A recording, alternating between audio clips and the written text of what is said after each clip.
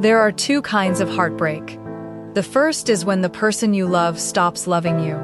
The second is when they replace you with someone you once called family. Amina Okoye experienced both on the same day. 3 years after giving up her own dreams to help her husband build his future, he looked her in the eyes and quietly said, "I don't love you anymore." 24 hours later, he introduced her best friend as the woman he planned to marry. His wealthy Korean family applauded. No one noticed the tears Amina refused to shed. No one imagined that the quiet African woman walking out of that mansion would one day own the very company they believed belonged to them forever.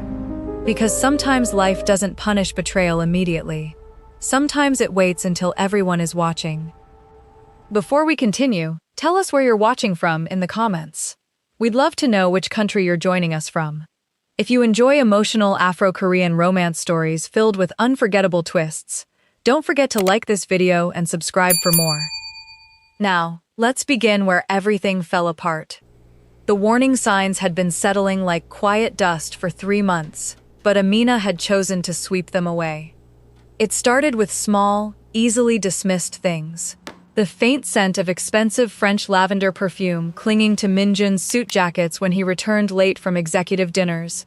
A perfume Amina knew well, because she had helped her former university roommate, Chloe, select it at an airport duty-free shop when Chloe first arrived in Seoul. Then came the sudden password on Minjun's personal laptop, his nervous habit of turning his phone screen down whenever a message chimed, and a growing coldness in his voice whenever Amina asked about his day at work. For 3 years, Amina had worked 5 days a week at a small bakery on the icy outskirts of Seoul, scrubbing heavy metal trays until her knuckles were red and raw. She sent every one she earned straight into Minjun's bank account to pay for his graduate school fees, study materials, and executive preparation courses. Back in Nigeria, Amina had graduated at the top of her university class in international trade and maritime supply chain management. She possessed a sharp, strategic mind and had once dreamed of running global port logistics. But when she married Minjun in Lagos, she put her own ambitions aside, choosing to believe his soft promises, made under the evening rain, that once he established himself in his family's corporate empire, they would build a bright, equal future together. On a cold Thursday evening, Amina sat at the long dining table of the Han family estate in central Seoul. The air in the dining room was rich with the aroma of braised short ribs and roasted sesame oil, yet the room felt colder than the winter storm rattling the high glass windows outside. Across from Amina sat Minjun. He looked polished in his navy suit, but his posture was stiff, his eyes darting anxious glances toward the head of the table where his mother, Madame Kang, sat sipping green tea from a delicate ceramic cup. Minjun cleared his throat, setting his silver chopsticks down on the porcelain rest with a sharp click. The light conversation around the table ended instantly. "Amina," Minjun said, keeping his voice flat and devoid of the warmth he used to show her. "We need to talk about our situation. I have filed the paperwork to dissolve our marriage." Amina's hands froze over her lap. Her heart gave a hard, painful thud against her ribs, but she did not drop her utensils. She set them down carefully beside her plate, taking a slow breath to steady herself. "Minjun, what are you talking about?" she asked softly. "We discussed your upcoming promotion last week. You said things were finally settling down." Madame Kang set her teacup down with a light thud, her diamond rings flashing under the warm chandelier light. She looked across the table at Amina, not with sudden anger, but with a settled, quiet disdain that had been building for 3 years. "Do not make a scene, Amina," Madame Kang said, her tone dry and matter-of-fact. "You are an educated girl, so act like one. You were helpful while Minjun was struggling through his degree, and we appreciate the effort you put into keeping him focused. But he is stepping into the role of Vice President of Logistics at Hanjin Group next month. The board expects a partner who brings strategic alliances, political connections, and social standing. You have no local family networks, no corporate standing in Korea, and no status. You simply do not fit into the world he has to navigate now." Amina felt a cold numbness spreading through her fingers, but she kept her eyes fixed on her husband. "Minjun, I am asking you directly, Is this what you want? After everything I sacrificed so you could stand on your own feet? Minjun swallowed hard, his jaw tightening as he stared down at the polished table, unable to meet her gaze. It's not personal, Amina.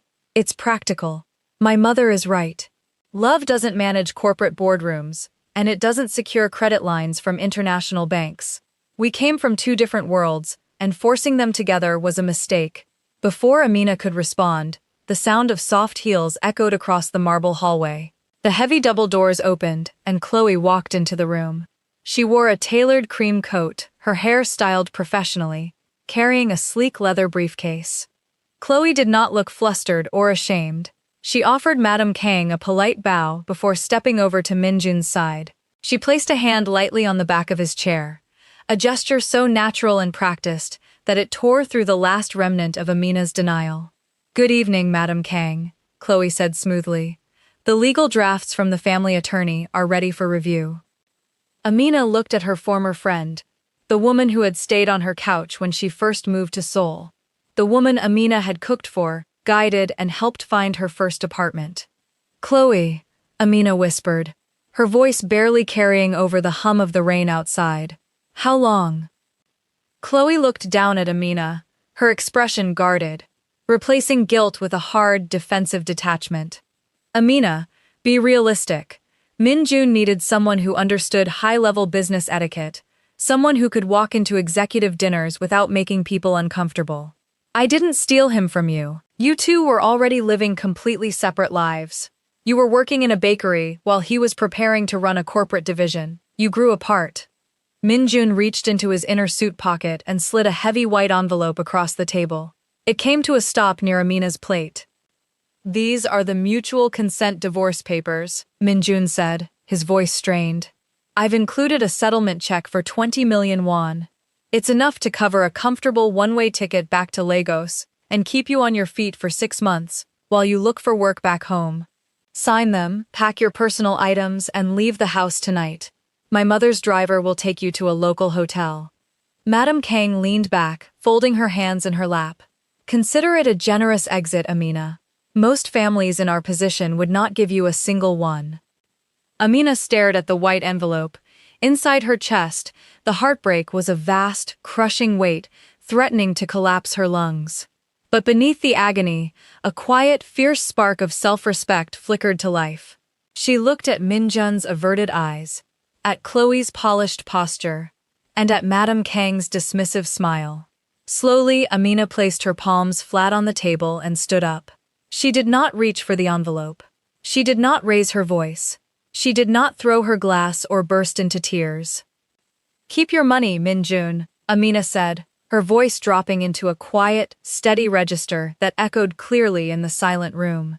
"You think you are trading up for status, but you are throwing away the only person who was willing to stand beside you when you had nothing. One day, you will realize that loyalty cannot be bought on a balance sheet."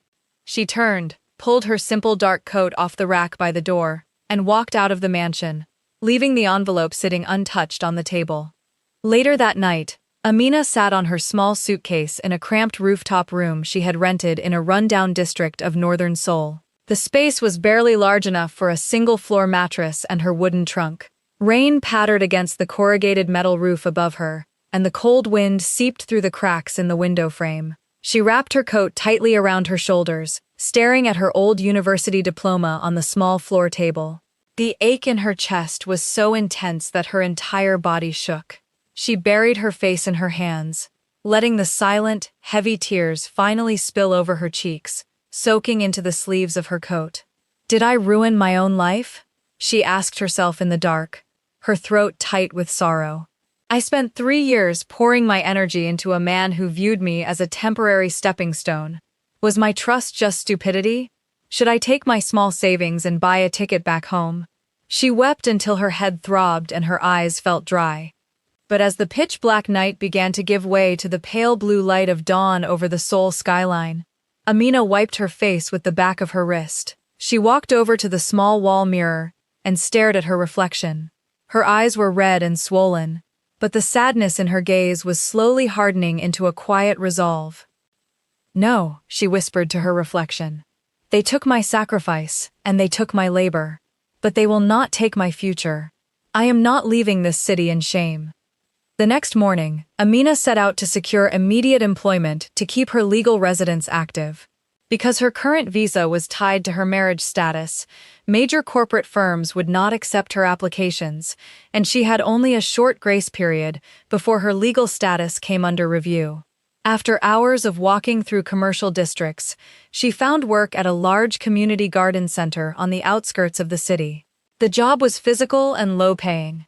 Repairs, soil mixing, carrying heavy ceramic pots, and tending to large outdoor plant displays in the freezing morning air. The work was exhausting, leaving her arms sore and her boots covered in mud by the end of each day.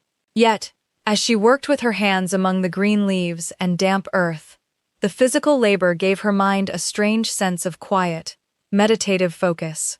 A few days later, while carrying 2 heavy watering buckets toward a secluded back garden, Amina noticed an elderly man sitting on a weathered wooden bench beneath a massive ginkgo tree. He wore a faded canvas jacket, worn trousers, and simple leather shoes, looking like a retired neighborhood resident resting during a morning walk. Suddenly, the old man leaned forward sharply, his hands clutching his left chest. His face turned an unhealthy gray, his breath coming in tight, ragged gasps. His wooden walking stick slipped from his fingers, clattering against the stone path. Amina dropped her watering buckets instantly, the water splashing over her boots as she ran toward him. "Sir, can you hear me?" The old man could not answer. His eyes were wide with panic, his lips turning a dangerous shade of blue as he clawed at his coat pocket. Amina reached into his pocket, finding a small inhaler and a prescription bottle of nitroglycerin tablets. His hands were trembling too violently to open the childproof cap. "Stay calm, grandfather. Look at my eyes," Amina said, her voice remaining low, gentle, and firm. She opened the pill bottle, placed a tablet under his tongue, as specified on the label, and held his inhaler in place, guiding 2 measured puffs into his lungs. She then sat beside him on the bench, putting her arm around his back to support his weight, placing her warm palm between his shoulder blades. "In through your nose. Slowly, out through your mouth," she guided him in soft, rhythmic Korean. "I am right here with you. Do not rush. Let the medicine work." For 5 long minutes, Amina stayed beside him, holding his weight, rubbing his back in slow circles, speaking quietly until his harsh wheezing began to ease, and natural color slowly returned to his pale cheeks. The old man rested his head back against the bench, his eyelids fluttering as he caught his breath. When he finally looked at Amina, his dark eyes were remarkably sharp and clear. "You didn't panic," the old man rasped, his voice rough but surprisingly deep. "Most people would have panicked and run to find a manager." Amina offered him a small, reassuring smile, handing him a clean bottle of warm water from her bag. "I took basic emergency response training during my university years in Nigeria, sir. Panicking never helps a heart that is struggling. Please sip this slowly." The old man drank, watching her carefully over the rim of the bottle. "You are from West Africa? What is your name, young lady?" "My name is Amina," she said gently. "Amina," he repeated, testing the sound of it. "And why is a girl with such calm authority hauling soil in a public garden?" Amina looked out over the garden beds, a quiet shadow passing over her face before she looked back at him. "Life brought a sudden storm that broke my house down, grandfather. But in my hometown, we say that when a storm tears your roof away, it forces you to look at the stars again. I am just rebuilding my foundation, one day at a time." The old man nodded slowly, a profound look of respect settling into his weathered features. He did not tell her his true identity. He was Chairman Han Jin-woo, the founder, ultimate authority, and majority owner of Han Jin Group, the multi-billion-dollar conglomerate that dominated Asian maritime shipping, construction, and trade. Exhausted by the bitter corporate greed of his children and grandchildren, who spent their days plotting over his fortune like vultures waiting for him to die, the old chairman frequently slipped away from his security detail in simple clothes, seeking quiet moments in public parks to escape the suffocating lies of his family. Little did Amina know, as she helped the old man stand up, that 3 miles away in central Seoul, Chloe was already pulling her original residency file out of Min Jun's desk drawer, preparing a formal report to immigration that would trigger her deportation before the month was out. A few days later, the morning air was sharp with frost. Chairman Han returned to the garden center, carrying a heavy, ancient wooden go-board under his arm. He found Amina sitting on a stone retaining wall during her 15-minute break, staring at a formal letter from the Ministry of Justice regarding her visa status transition. "A storm is not defeated by staring at the rain, Amina," Chairman Han said quietly, setting the heavy wooden board down on the stone bench between them. Amina looked up, quickly folding her paper and tucking it into her pocket. "Grandfather, you shouldn't be carrying heavy wooden boards after your spell last week. How are you feeling?" "My heart is old, but my limbs still work," he replied, taking a seat and opening 2 wooden bowls filled with polished black and white stones. "Do you know how to play Go?" "I know chess," Amina admitted, sitting opposite him. "In chess, you capture pieces to checkmate the king. I only know the basic rules of Go." President Han placed a single black stone on an intersection near the center. Chess is a game of direct confrontation. Go is a game of territory, patience, and balance.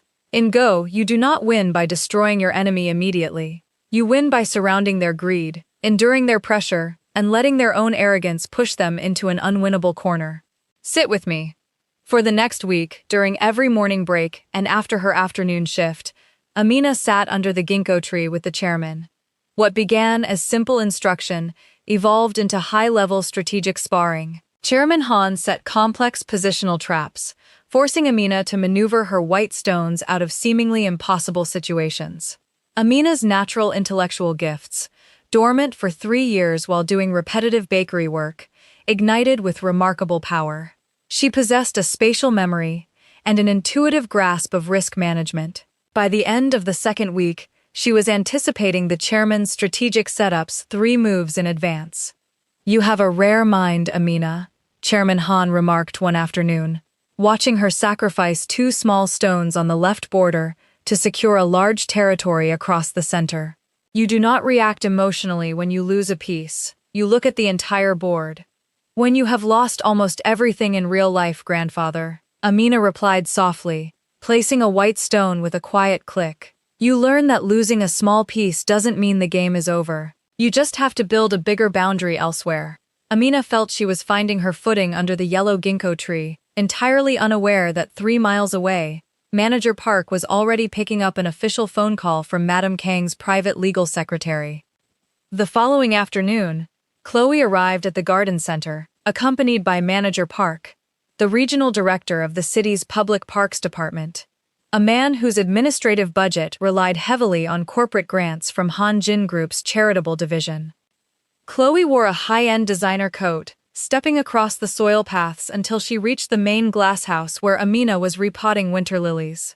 "Manager Park," Chloe said, her voice heavy with false concern as she pointed toward Amina. "That is the worker I informed you about. Our corporate legal team has flagged her. Her marital visa is currently under formal revocation review, meaning her temporary work permit here is legally non-compliant. Furthermore, she has been using this public facility to engage in unauthorized personal interactions with wealthy elderly visitors, which breaches municipal park conduct regulations." Manager Park's face flushed with anxiety. He stepped toward Amina's work table, slapping his clipboard against the wooden frame. "Amina Okoye," Manager Park barked, "is this true? You are working here while your visa status is under legal dispute? Do you have any idea what kind of audit this brings upon my department?" Amina set her trowel down, wiping her hands on her canvas apron. Her heart was beating fast, but her voice remained composed. "Manager Park, I filed my official visa status change application 3 weeks ago. I am legally permitted to hold temporary employment until the administrative hearing next month, and I have never solicited or engaged in inappropriate conduct with any park visitor." Chloe stepped forward, offering a thin, cold smile. "Amina, stop quoting regulations you don't fully understand. Minjun's family sits on the Municipal Oversight Board. If Manager Park doesn't terminate your contract today, His entire department's winter funding grant will be re-evaluated by Hanjin Group's community board on Monday. Manager Park turned to Amina. His decision made instantly. Remove your apron and pack your belongings. You are terminated effective immediately. If you step onto park grounds tomorrow, I will call immigration enforcement myself. Amina looked at Manager Park, then turned her eyes to Chloe.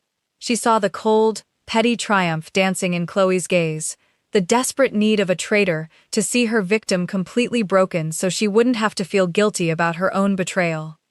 Amina did not scream. She did not beg. She unbuttoned her work apron, folded it with slow, deliberate care, and laid it neatly on the potting table. You can take my employment, Chloe, Amina said, her voice quiet and sharp. But every time you look in the mirror, you will still know that you had to use threats to feel equal to me. That is a prison you will never escape. Chloe's smile flickered, a flash of genuine anger crossing her face, as Amina picked up her cloth bag and walked out of the glass house into the biting afternoon wind. By nightfall, a heavy snowstorm began to sweep across Seoul. Amina sat on a cold wooden bench outside a closed subway entrance, her thin winter coat wrapped tightly around her body. Her weekly rent was due in 48 hours, her small savings were nearly exhausted, her job was gone, and her visa extension notice had been formally rejected following Madame Kang's administrative intervention. The freezing wind cut through her clothes, but the overwhelming sense of isolation inside her heart was far colder. Her iron composure finally cracked. She buried her face in her gloved hands, her shoulders shaking as heavy, bitter sobs tore through her throat. I fought so hard, she wept into the dark, cold night. I worked with honor, I didn't steal, I didn't lie, and I gave everything I had. Why is every door being slammed in my face? Suddenly, the quiet hum of a heavy engine cut through the sound of the wind. A dark luxury sedan pulled up smoothly to the curb, its headlights illuminating the falling snow around her bench. The rear door opened, and Chairman Han Jin-woo stepped out, holding a large black umbrella. Beside him was Lawyer Choi, a sharp, gray-haired man, in an immaculate charcoal suit carrying a leather briefcase.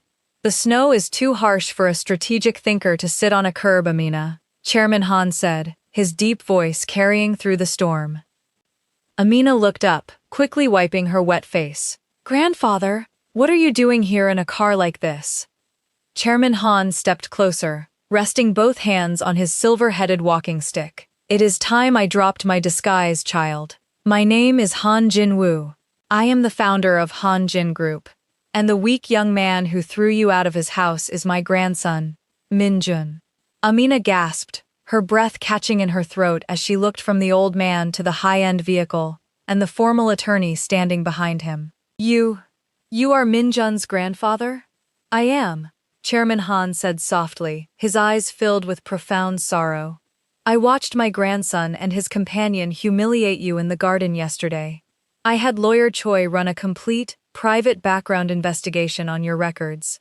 I read your university transcripts from Nigeria, I saw your academic honors in supply chain logistics, and I saw the quiet, unpaid sacrifices you made for 3 years to put my grandson through school.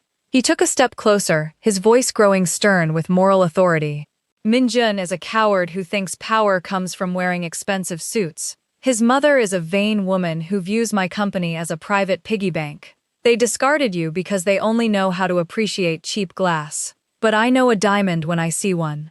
Amina stood up slowly, stepping back slightly, her pride instantly rising. Sir, if you are his family, then I cannot take money from you. I do not want family pity, and I will not be used in your family's internal feuds. This is not pity, Amina, Chairman Han said, extending his hand toward her in the falling snow. This is an emergency. My company employs 40,000 innocent workers. My children and grandchildren are preparing to tear it apart with reckless debts and greed the moment I close my eyes. I need someone with a brilliant strategic mind, an unshakable moral compass, and a heart that has been tested in the fire. He looked directly into her eyes. I am offering you a formal, 3-year executive stewardship contract under the Hanjin Educational Trust. I will train you privately in corporate governance, Korean corporate law, and high-level negotiation. If you pass my tests, you will lead my company. Not for revenge against Minjun, but to protect a legacy that belongs to the workers who built it. Amina looked at his outstretched hand. The cold snow fell around them in silence. She knew the path ahead would be a dangerous war against a powerful corporate elite. But looking into the chairman's eyes, she saw something she hadn't felt in 3 years. Absolute respect. She reached out and took his hand. The next morning, Amina was moved into a private, secure residence attached to Chairman Han's personal study in the Bukhan Mountains. Her daily routine was grueling. Under the direct instruction of Lawyer Choi and Chairman Han, Amina studied 16 hours a day. She mastered Korean corporate law, international maritime law, derivative debt structures, and forensic accounting. It was not an easy transformation. 3 months into her studies, Amina broke down under immense pressure during a simulated hostile takeover defense exam. She failed to identify a hidden proxy voting clause in an overseas holding contract, leading to a theoretical loss of control over a major shipping fleet. Sitting alone at her desk at 2 a.m, tears of frustration dripped onto her legal notepad. "I can't do this, grandfather," Amina confessed when Chairman Han walked into the study carrying 2 cups of warm barley tea. "The legal language is designed to confuse outsiders. I make simple mistakes under pressure. Minjun grew up in this world. Maybe I am just pretending." Chairman Han set the tea down, looking at her firmly. "Minjun grew up surrounded by wealth, Amina. But he never learned how to handle failure.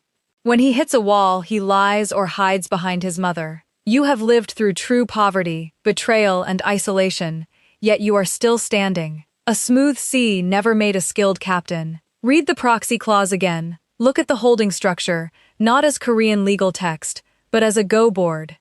Amina spent 16 long hours mastering maritime law, entirely unaware that across the city, Chloe was pulling her old residency file out of Minjun's desk drawer to initiate a far more dangerous trap. For 6 months, Amina's life remained hidden from the world, while her intellect was forged into a weapon. Under the secret instruction of Chairman Han and Lawyer Choi, she underwent a complete internal shift. Her natural intelligence, combined with rigorous study and her own lived experience of sacrifice, shaped her into a formidable strategic analyst. She now understood the inner workings of Hanjin Group better than any sitting director, including Min Jun. Meanwhile, in the public eye, Min Jun's corporate career was descending rapidly into chaos. As the newly appointed vice president of international logistics, Min Jun was desperate to prove his independence and secure his position before the annual shareholders' meeting. Ignoring the cautious warnings of senior division managers, he signed a massive, high-interest, $50 million leverage agreement with an unregulated Panamanian shipping consortium to expand Hanjin's European cargo routes. Within 4 months, global fuel prices spiked, and interest rates shifted sharply.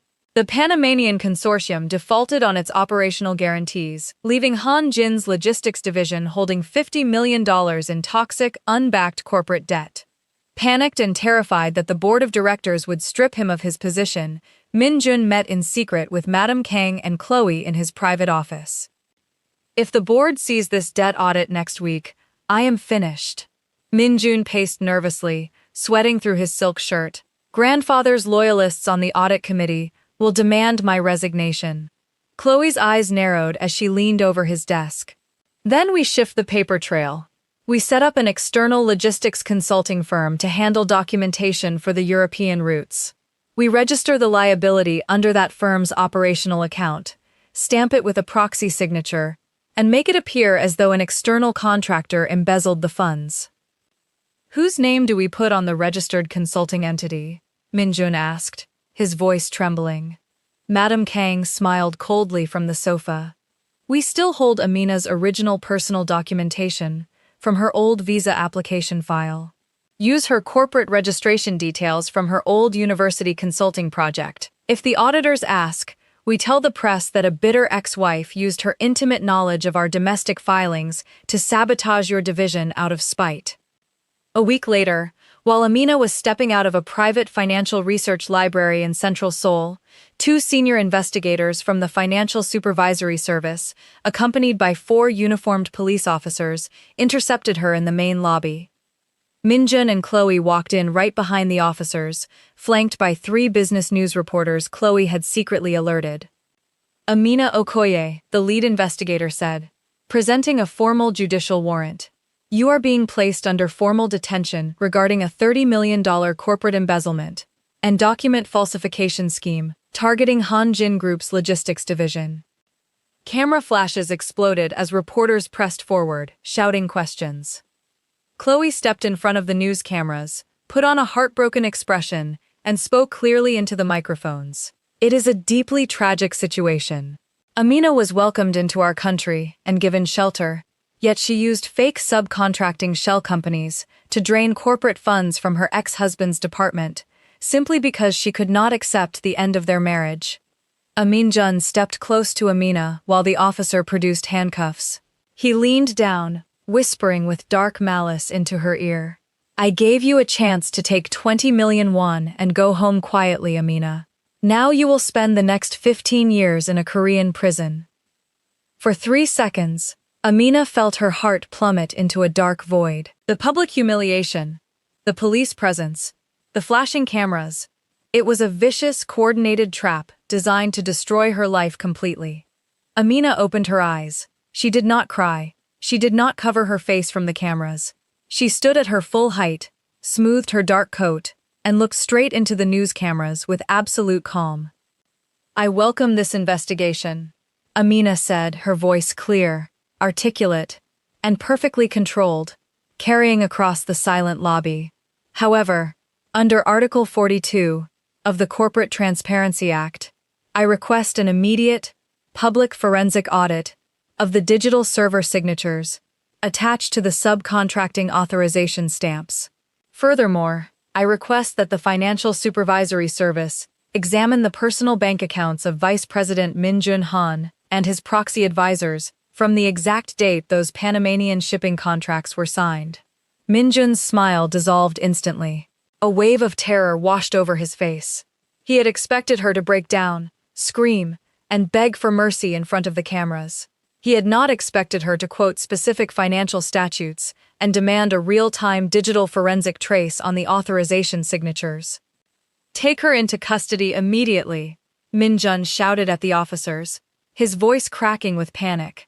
There is no need for public statements. What are you terrified of, Vice President Min Jun? Amina asked, stepping toward the police vehicle with calm dignity. If your hands are clean, a digital forensic audit will prove your innocence. At 2 a.m. inside the Central District Prosecutor's office, Lawyer Choi walked into the interrogation room, carrying 3 encrypted hard drives and a formal injunction signed by the senior district prosecutor. Lawyer Choi plugged a drive into the wall monitor, displaying full digital forensic logs. The Shell consulting company you are investigating was set up by Chairman Han 6 months ago as a fraud detection monitor.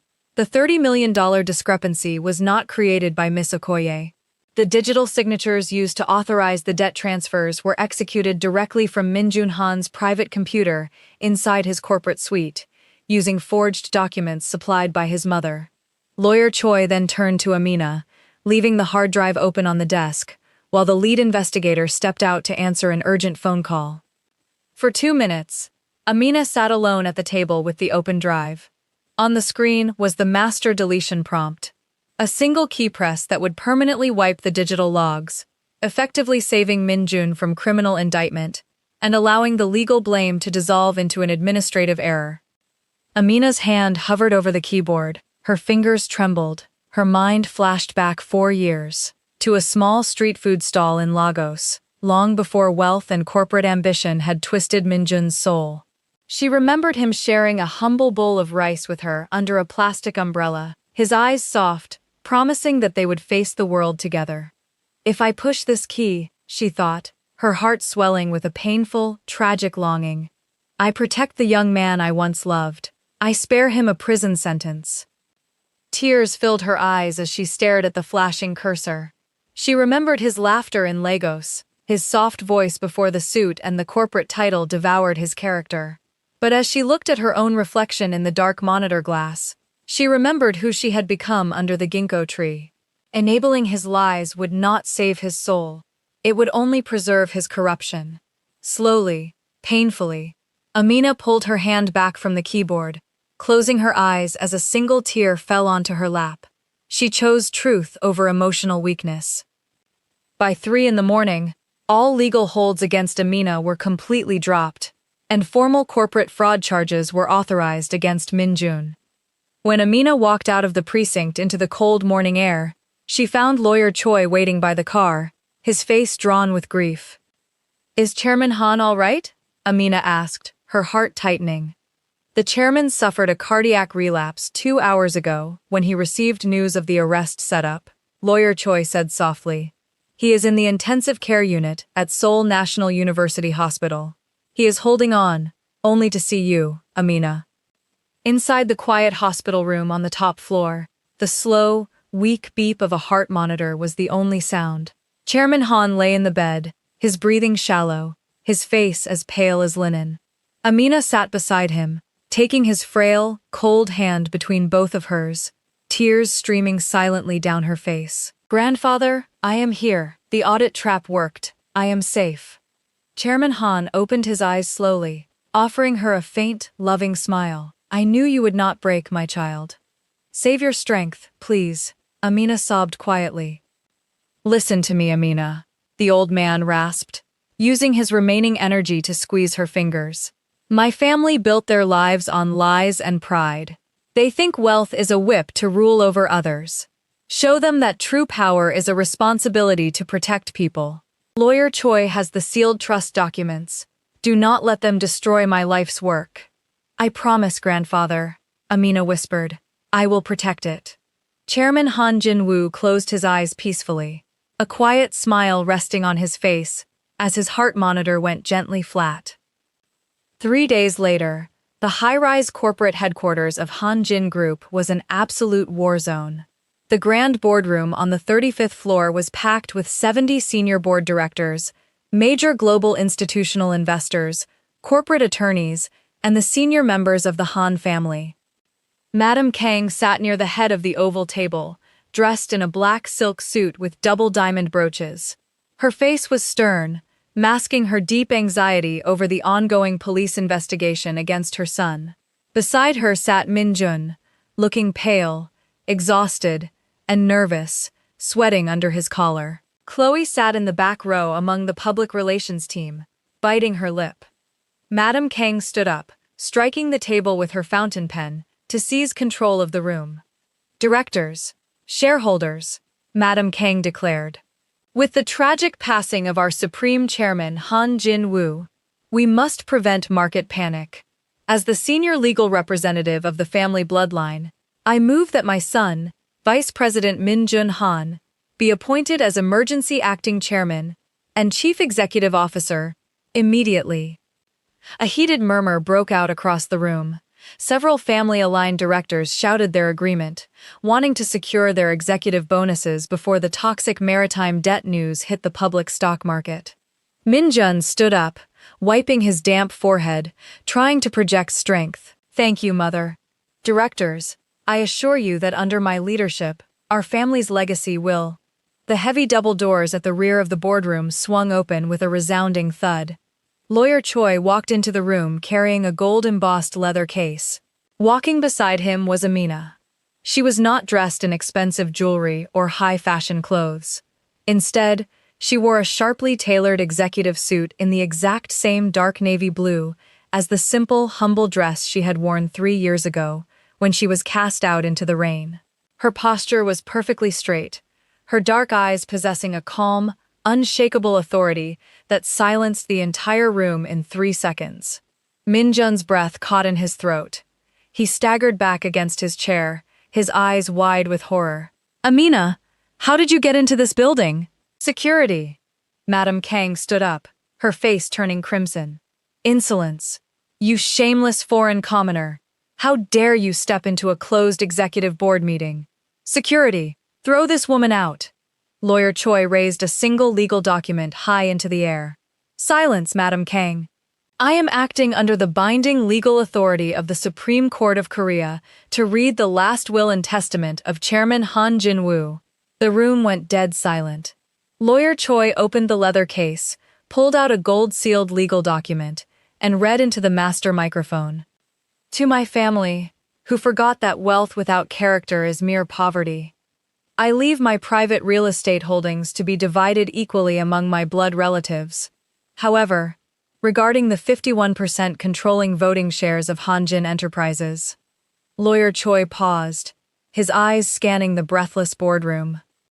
I hereby transfer the entirety of my controlling voting shares into the Hanjin Strategic Stewardship Trust, appointing Amina Okoye as sole lifetime trustee and chief executive officer, with absolute voting authority over all corporate operations and board appointments. This is a fraud, Madam Kang screamed, slamming her hands on the table. She was a bakery worker. She was an undocumented laborer. My father-in-law was not in his right mind when he signed that document. We will challenge this in court today. This trust was executed 6 months ago, Lawyer Choi stated with cold precision. It was verified by 3 independent psychiatric boards, witnessed by the Chief Justice of the Seoul High Court, and registered with the Ministry of Commerce. It is legally unassailable. Director Park, a senior board member loyal to Madam Kang, stood up angrily. Even if the trust is legal, this is operational madness. The stock market will collapse if an unknown foreign national with no corporate experience takes the chair. The European shipping debt defaults in 24 hours. She cannot fix a $50 million crisis. Min-jun found his voice, sneering through his desperation. He's right. You know nothing about global maritime logistics, Amina. You will destroy this company in minutes. Amina did not raise her voice. She did not look at Min-jun with anger. She walked calmly to the head of the boardroom table, stepping up to the chairman's master podium. She pressed a button on the control console, activating the massive digital presentation screens across the room. Directors. Amina's voice echoed through the boardroom speakers. Rich, clear, and commanding absolute respect. The room fell quiet. Over the past 6 months, under the personal direction of Chairman Han Jin-woo, I have conducted a complete operational overhaul of our logistics network, Amina said, using her remote to bring up complex financial matrices, trade route maps, and debt restructuring agreements, written in flawless corporate Korean and English. Vice President Min-jun's deal with the Panamanian Consortium was structured on predatory interest rates that would have bankrupted our shipping division by Friday, Amina explained, pointing to the red financial indicators on the screen. However, she continued, moving to the next slide, 3 weeks ago, I completed confidential negotiations with the West African Maritime Authority and the European Green Port Alliance. By rerouting our primary European cargo lines through deep-water ports in Lagos and Rotterdam, we eliminate the Panamanian debt entirely, reduce fuel overhead by 30%, and secure a $150 million green trade credit line from international development banks. The room went completely still. The senior international directors leaned forward, staring at the airtight restructuring model on the screens. Amina pressed another button, bringing up a live video feed on the wall monitors. The executive directors of the 2 largest institutional investment funds in Europe and Asia appeared on screen. Good morning, directors, the lead European investor announced over the speaker. We have reviewed Chief Executive Officer Amina Okoye's strategic maritime plan. We have total confidence in her leadership. If Ms. Okoye is confirmed as CEO today, our funds will inject $300 million in new equity into Hanjin Group immediately. If she is removed, we will withdraw all capital by noon. A massive wave of gasps and applause erupted across the boardroom. Director Park sat down slowly, staring at Amina in utter shock. Neutral directors began nodding in rapid approval. On the digital wall monitors, Hanjin Group's pre-market stock price reversed its drop, surging upward. Madam Kang collapsed backward into her chair, her face pale as ash, her diamond brooches sparkling uselessly against her black suit. Chloe quietly gathered her papers and slipped out through the rear exit door, knowing her reputation in high society was permanently finished. Min-jun stood frozen beside his chair, looking at Amina. He didn't see the helpless woman he had thrown out into the rain 3 years ago. He saw a magnificent, brilliant leader who held the entire corporate world in her hands. Amina looked around the room with quiet grace. "Shall we take the vote on the operational restructuring, directors?" Every single hand in the boardroom, except Madame Kang's, was raised high in immediate, unanimous support. Later that evening, after the historic board meeting had ended, and international news outlets were broadcasting Amina's appointment across the globe, the chairman's top-floor executive suite was silent. Amina stood by the floor-to-ceiling glass window, watching the golden city lights of Seoul twinkle beneath the dark night sky. The heavy double doors opened quietly. Min-jun walked into the room. His tie was undone, his expensive suit jacket was wrinkled, and his face was lined with deep, crushing shame. "Amina," Min-jun spoke softly, his voice trembling. "The board has officially voted to remove me from all executive positions. The prosecutors have issued a formal summons for my fraud trial. I have lost everything." Amina turned around slowly, holding her hands behind her back, looking at him with neither hatred nor triumph, only peaceful clarity. Min-jun took a trembling step forward, tears welling in his eyes. "I was a fool, Amina. I was blinded by my mother's pressure, by cheap vanity, and by pride. I threw away the only woman who ever truly loved me for who I was. Please, is there any way you can forgive me? Can we start over? I will work as a low-level clerk in your company. I will do anything." Amina looked at the man she had once given up her dreams for. The deep scar of his betrayal was still there, but standing in the light of her own hard-won strength, the pain no longer had any power over her. "I forgave you a long time ago, Min-jun," Amina said softly, her voice steady and calm. "Not because you deserved forgiveness, but because I deserved peace. But forgiveness does not mean going back." She looked straight into his tear-filled eyes. "You didn't just break my heart 3 years ago, Min-jun. You showed me who you were when you thought I was powerless. Now you must learn to become a man of character, without your family's money to protect you." Min-jun bowed his head, heavy tears falling onto the hardwood floor. He knew there was no speech he could make, no plea that could undo his choices. He turned slowly and walked out of the office, his footsteps echoing in the empty hallway until he disappeared into the dark. A few days later, Amina stood in the quiet green garden where her journey with Chairman Han had begun. The large ginkgo tree was dropping golden leaves onto the stone bench in the crisp autumn air.